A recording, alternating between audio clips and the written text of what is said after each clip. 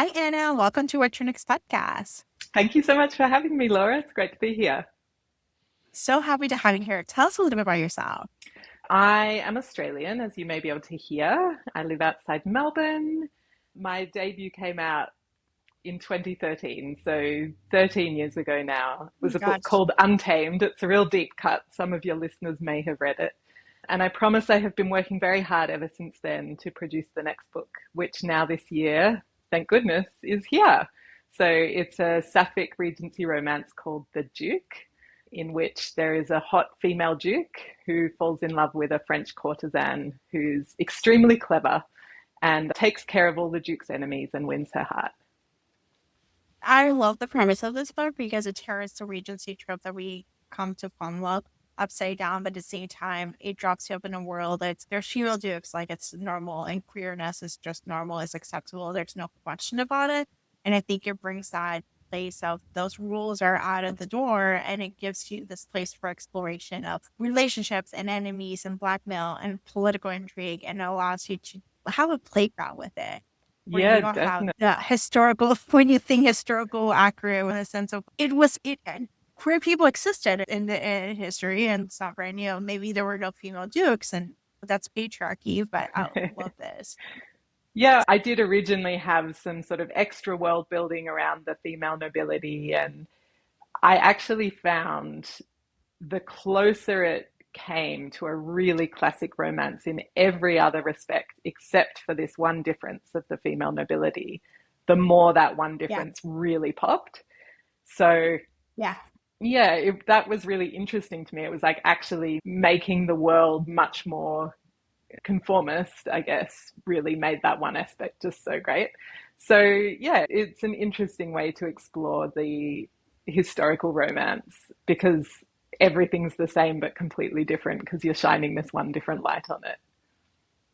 Yeah, I think it's interesting to take on. You got the Duke of Howard, who is a softie, but shares and portrays herself as someone who's strong and has a persona that's very different from her inside. And then we got Céline is gonna blackmail her. Like she's the Duke of Howard left her behind, and she's gonna go back and take her power with it. And then you set this time in the post-revolution time in this Regency era where there's like political world that's happening. What was the process of you to build the world and build this relationship in a way that feels authentic for your voice at the same time allows the reader to explore these themes that are similar, but they're different. They're fresh in many ways. The concept of the series really came from the idea of the romance hero archetype and just thinking about the qualities that create the romance hero, that quality that he has when you read a real classic historical, like what is it about him that's so absorbing, that's so, he becomes such an object of desire. And I thought there are these real qualities that the hero has, which are he has a tragic past, he's politically powerful, he's sexually aggressive, he's physically imposing. Actually, if you think about it, none of those qualities are any more like a real life man than they are like a real life woman. Like they're not actually gendered qualities except for the way that we perceive them. So I just was really interested in can I make a female character have that quality, that sort of conceptual hotness? Like all characters in romance are physically hot, but can I make her conceptually hot in that specific way? Yeah, so the next book that I'm working on in the series is The Rake. So I'm really taking these hero archetypes and embodying them in women, which is just really fun. So that was kind of the core of where the character and the relationship came from. And then, yeah, as I said, it just became very clear that she needed to have such a classic historical romance. So Duke Yeah. Prostitute is very classic. And I can't remember why Céline came from France, but I really liked her being backed into a corner and specifically having been left in terrible circumstances by Kate, the Duke of Howard. So Yeah. Eve of Revolution just felt correct. And I think her coming from a society that did not have the female nobles kind of allowed us a bit of an outsider's view into this new regency where she hasn't experienced this sort of female power before. And she's had to develop a very different kind of female power, which I would say is a much more classic romance heroine form of power. Very clever, sort of subverting her circumstances to make what she can of them. So together they form an extreme power couple. And I love the fact that you touch upon typical historical romance tropes, the marriage mark, the finding a husband, the person who's guiding you through the marriage mark, and then realizing they have feelings for that person and then developing that.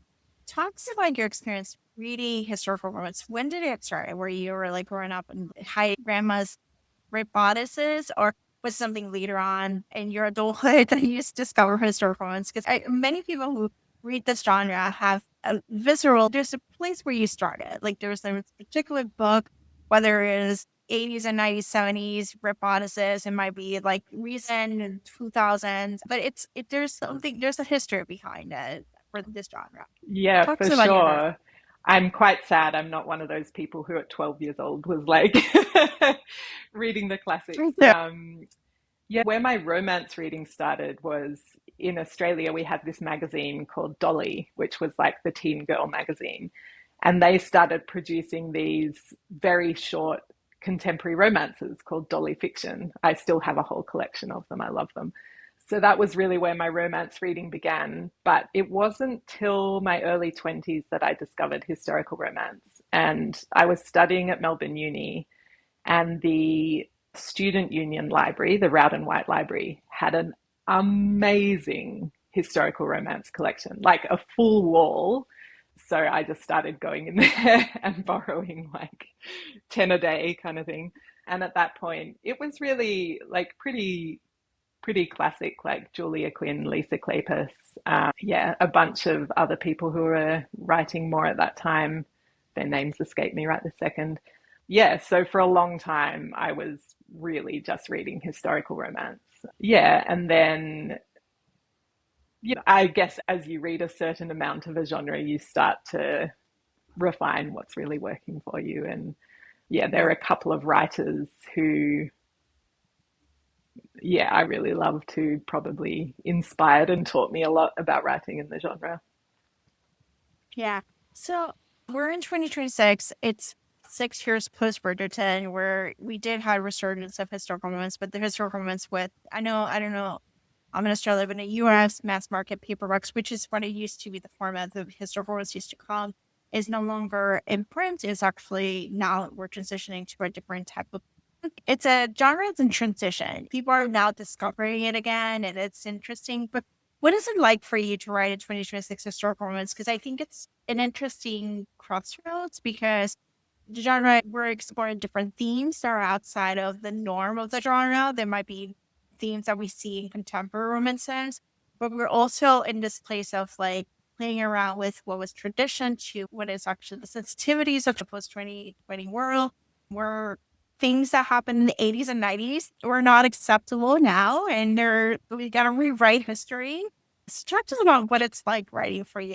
Yeah, You it know, is a really fascinating genre to be writing, actually. And I do think a lot about, as you say, a big reason that historical romance took a bit of a blow was to do with just the format, like not having mass market anymore. But I think it is also a bit of a time of reckoning for the subgenre. Historical periods have very real implications of empire and power and colonization, and I and it's been this sort of fantasy playground for so long. And I do feel like now we're really having to reckon with, I guess, like certain realities of the time, but also you don't want to kill the fantasy of it. It's very strange. And I think that's why for me this was the interesting way to write a historical, was like firmly playing with the genre itself and like how can I make that really interesting to me. And I think you see that with writers like Emma Alban, who's really writing in this kind of contemporary fanficky way, almost like just the voice, that really light, fun voice. So it's kind of bringing this really modern vibe to a historical, like just people kind of engaging with the fantasy of it in different ways.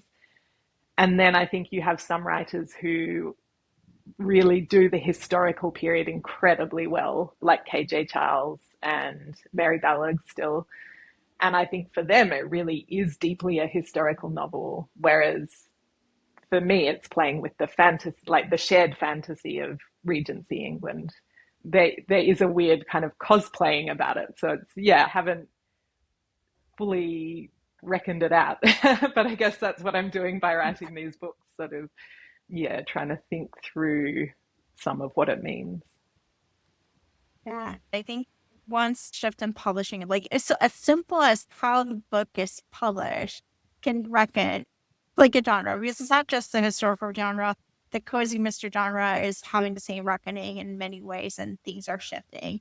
And at the same time, new voices like yourself are emerging, coming to a place where okay, let's get the modern sensibilities that you think or you want to see the world, and playing with the historical setting and playing with idea. It's the same idea how we see retellings of Pride and Prejudice in many iterations in many ways. There's also a sense of what it will be like writing historical and historical accurate. Well, guess what? People did not bathe or didn't have indoor plumbing or they don't have indoor plumbing that you are not. So they're probably smelly people. So how historical accurate do you want to hear that fantasy? You know? Yeah, absolutely. It is fascinating. And I feel so incredibly lucky to have landed with the publishers and editor that I did, that they're creating this extremely beautiful object of the book. It's going to have these painted edges and it's got an illustration. And yeah, I think they're really asking the question as well, what can we make a historical romance do? Like, how will this land? And yeah, so it's pretty exciting. We'll see.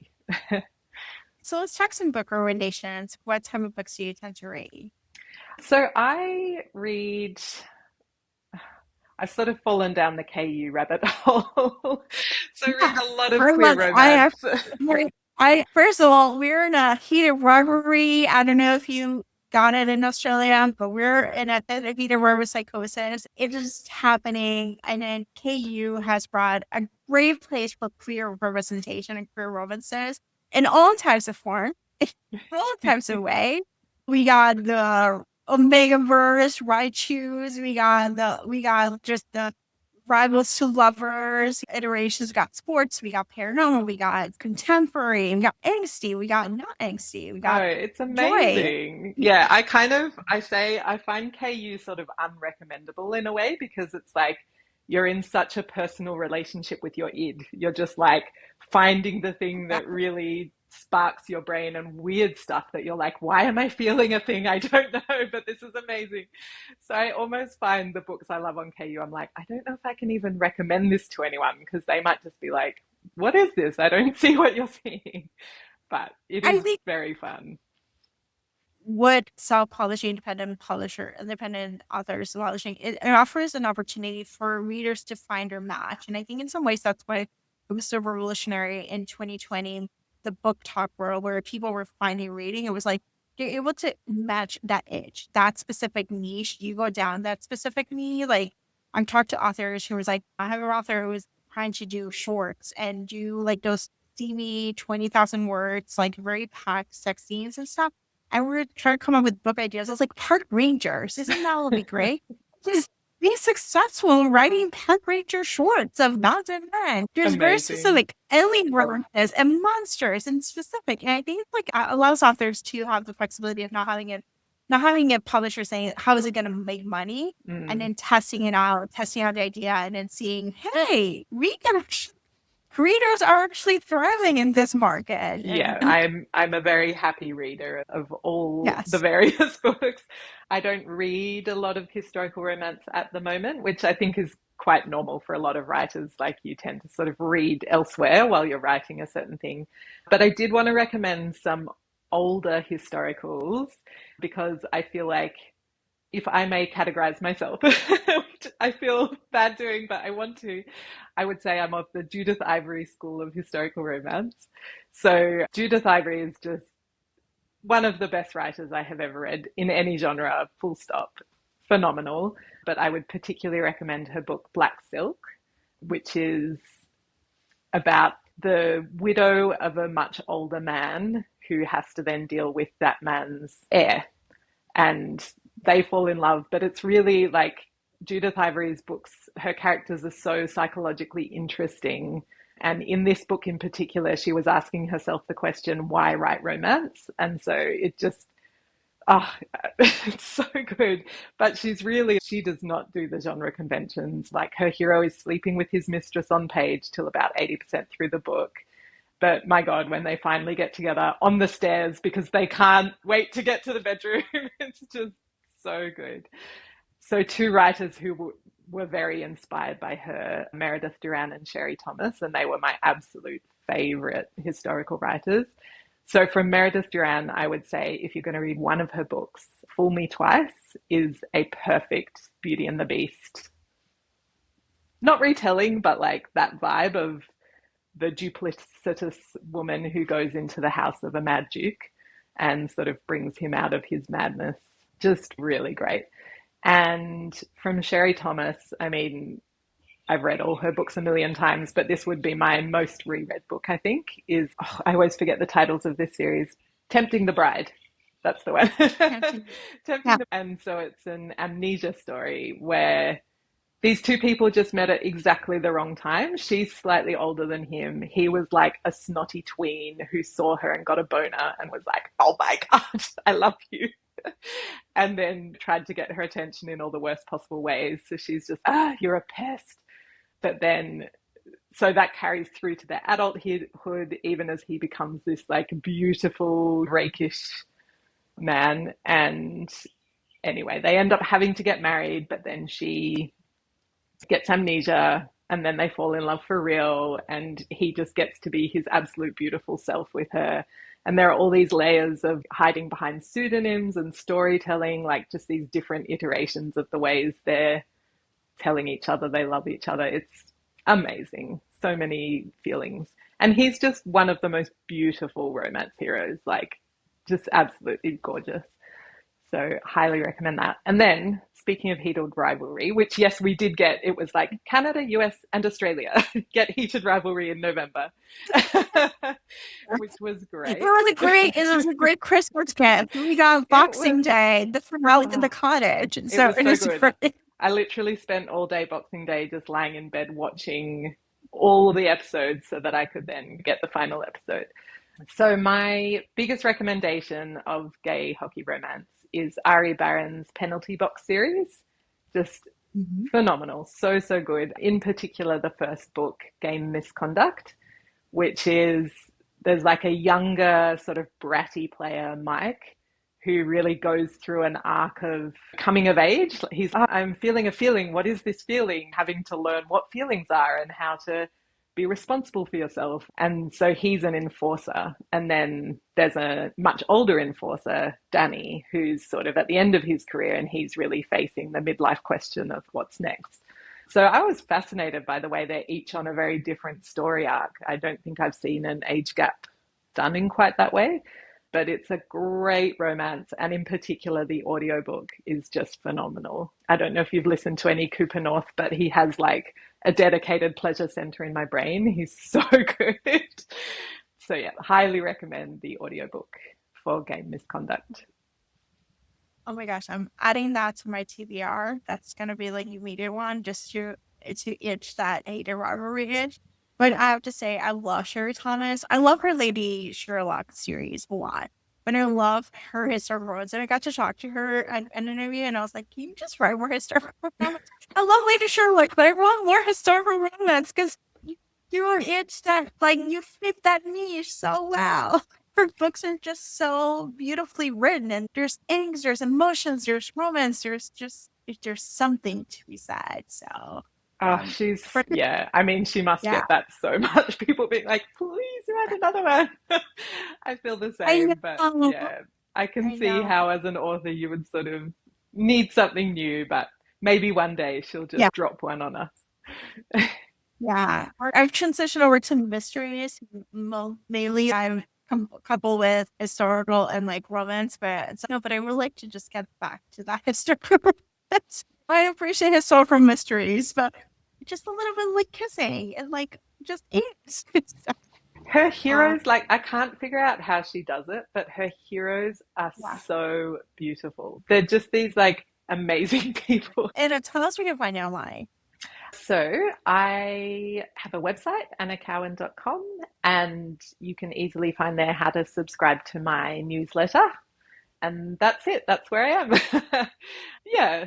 So I don't send out a ton of newsletters, but I just let people know when things are coming up, when there are discounted pre-orders for my book, that kind of thing. So, thank you, Anna, for being on the show. Thank you so much for having me, Laura. It's been great.